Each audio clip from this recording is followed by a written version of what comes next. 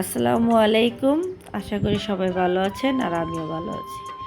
দেখেন জাল chicken fry কেমন হয়েছে, অনেক সুন্দর হয়েছে। আমরা এখন কাঁচামরিচ, রসুন, পেঁয়াজ আর সরষে নিয়ে নিব। পাটায় এটি বেটে নিব, কারণ পাটায় বেটে নিলে এই জাল চিকেন ফ্রাই অনেক ভালো লাগে খেতে। আমার কাজে হেল্প করতেছে রিমা। রিমা প্রতিদিন আমার কাজে হেল্প করে, অনেক কাজে সাহায্য করে। আগে রসুনগুলা বেটে নিয়ে যেতেছে।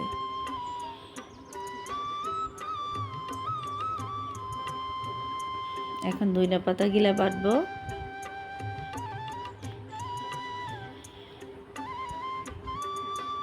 কাঁচামরিচ গিলে জ্বালবো, যেহেতু আমরা জাল চিকেন ফ্রাই খাবো।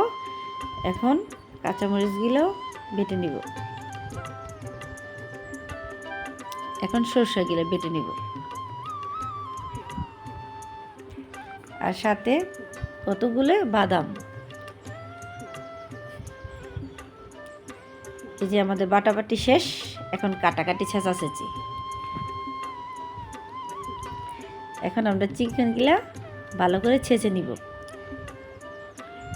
আরে রিমা তুই আসতে শেষ। এখন আমার ছেঁচাছেঁচি শেষ, রিমার পালা শেষ, এখন আমার পালা। এখন এই যে সবগুলা বাটা মশলা মিক্স করব। এখন বেসন দিয়ে দিব, আদা রসুন বাটা, লেবু,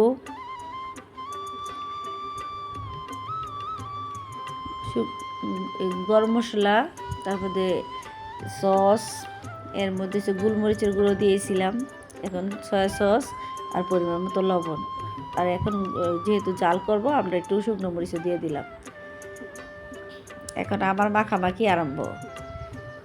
দেখেন প্রায় মাখামাখি শেষ পর্যায়ে। এখন আমি তেল কড়াইতে গরম করে নেব।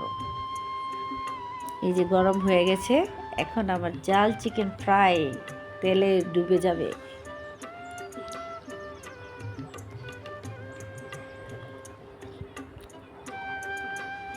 এখন এই যে নাড়াচাড়া দিব, নাড়াচাড়া ইয়ামি হবে খেতে। আমার চ্যানেলটা যদি কারো ভালো লেগে থাকে তাহলে লাইক, কমেন্ট, সাবস্ক্রাইব করে দিবেন। আমার চ্যানেলটা নতুন, আশা করি সবাই আমার পাশে থাকবেন আর আমার জন্য দোয়া করবেন। আমার মতো রান্না করতে চাইলে আমাকে ফলো করেন। আল্লাহ হাফেজ।